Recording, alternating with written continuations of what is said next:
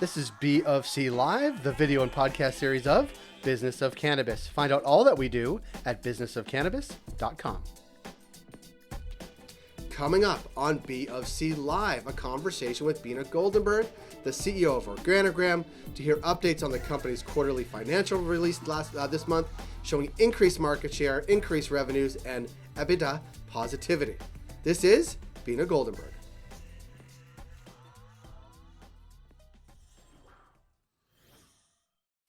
Beena, thanks for being here. It's my pleasure. I was joking right before we came on that it seems like every quarter we're going to connect here and talk. That is, as things continue to go in the right direction for Organigram, and they are. Talk about some of the highlights from the last quarter. Sure. So a couple of things. First of all, continued growth trajectory. Our market share continues to go up. So while some of our competitors are having challenges with their market shares, we hit an all-time high market share of 8.4% of the market in March. Ended the quarter in February at 8.2, which is up from the high sevens that we were at the end of last quarter. So we're continuing on the trajectory, our good top line record net revenue for the quarter. But more importantly, really improved our gross margin. Starting to see the benefits of some of the work we've been doing on driving efficiencies in our operations, getting higher quality flower out there, just being able to utilize our full facility. And we've talked about this before, our demand continues to outstrip our supply, which is maybe still a problem, but a better problem to have than the other way around.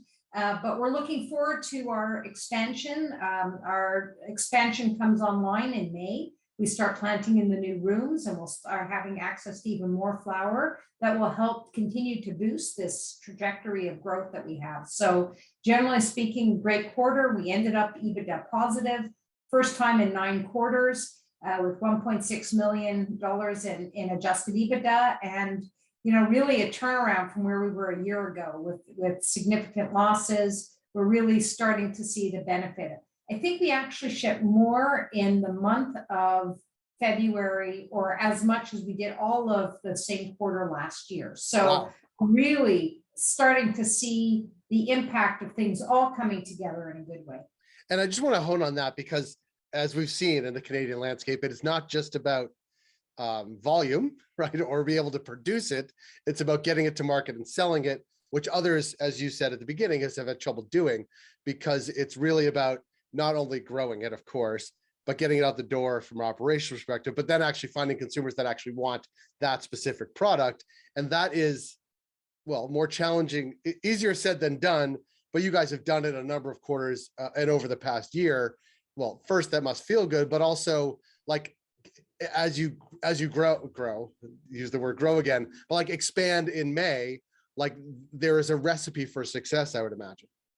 Yeah, and you know what, a lot of it ties back to continuing to bring news to the category. This is a category that's desperate for new news. Things get tired fast, you need to keep innovating. We introduced 90 SKUs in the last year. And not all of them are, they come in, some of them are one-time offers that come in and out.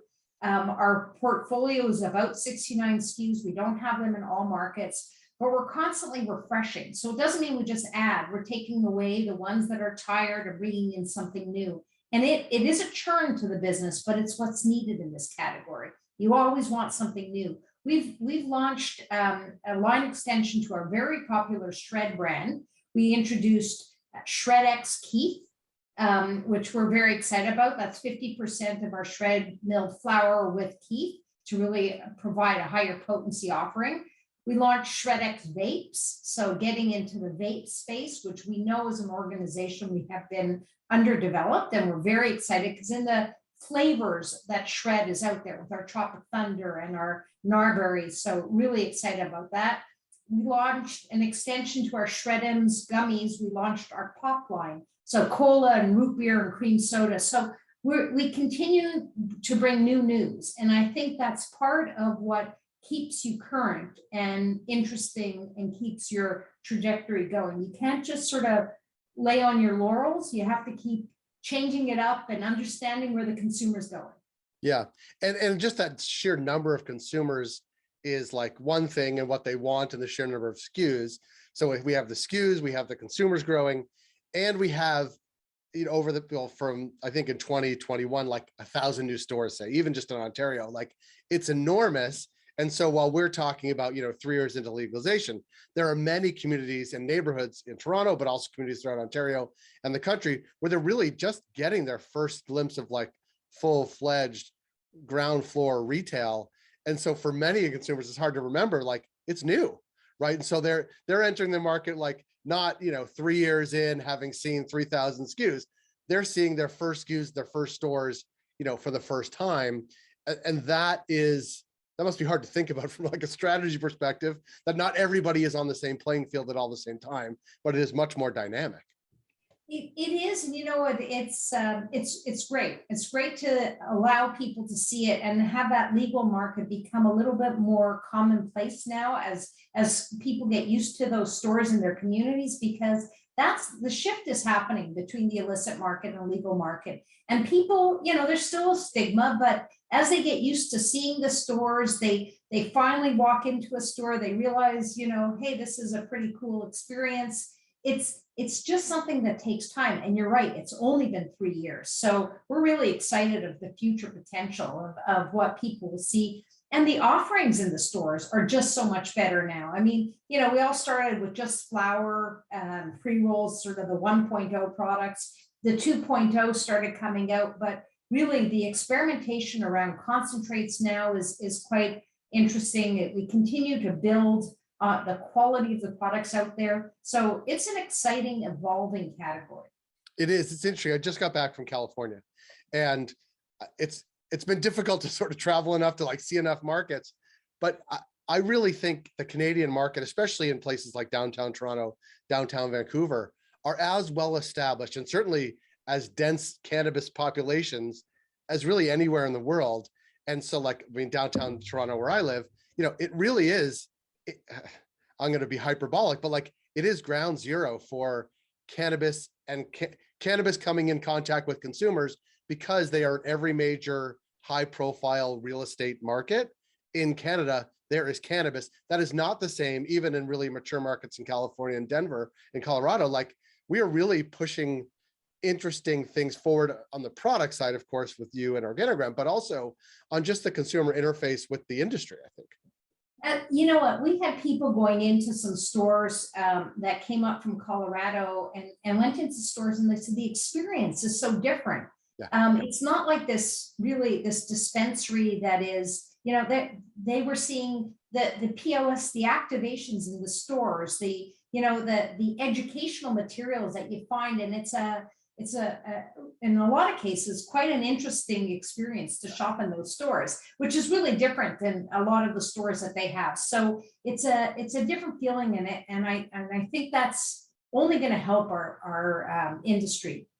I think so too. It's much more welcoming, frankly. Like, many of those other communities in the States, they were not even welcome on the sort of main streets or high streets in the community. It was like, C and D level properties and like industrial zones.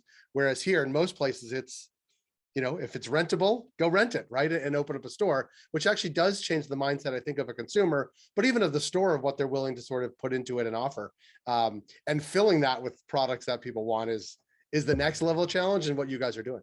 Sure. And let me just build on that point for a second. We announced and we had a conversation about our acquisition of Laurentian back in December. But we have, they have #1 hash product under the Tremblant brand.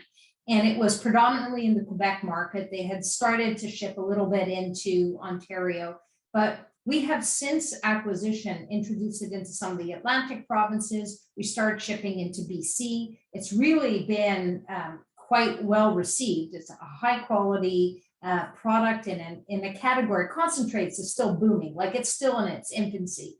And it's really exciting for us. We expect to be across all provinces within the next few months. So, that's just another example of bringing something new out into the space and really capitalizing on an acquisition. Look, the acquisition we did on our edibles gummies acquisition done last April. I mean, we're the number one, we are the number 3 gummies player in Canada right now. So while number 1 in flower, it's the biggest segment, we're really proud of being number 3 in gummies. And, you know, our Jolts continues to be the number 1 SKU in the ingestible extracts or the mint and capsules category. And it's, you know, so we're doing things that are interesting that consumers are really taking to, because you see that in our market share and the acceptance. Yeah. I generally don't talk about it, but I do have, not that I'm worried about my cannabis consumption, but I did buy a packet of Jolts, and it is interesting as how these categories are evolving and growing, and consumers are finding it, because a bud tender referenced it, right? He said, hey, you might want to try this thing, and we did, and we have it, and it's like, it is this constant evolution of consumers who buy a lot of things, but also people who walk in for the first time are getting recommended. So kudos to you and the team on another great quarter. We look forward to seeing you in another couple of months, if not before. And thanks for spending time. Thank you very much. Have a good day.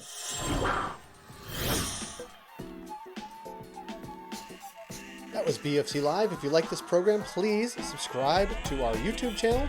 You can also find us wherever you find your podcasts.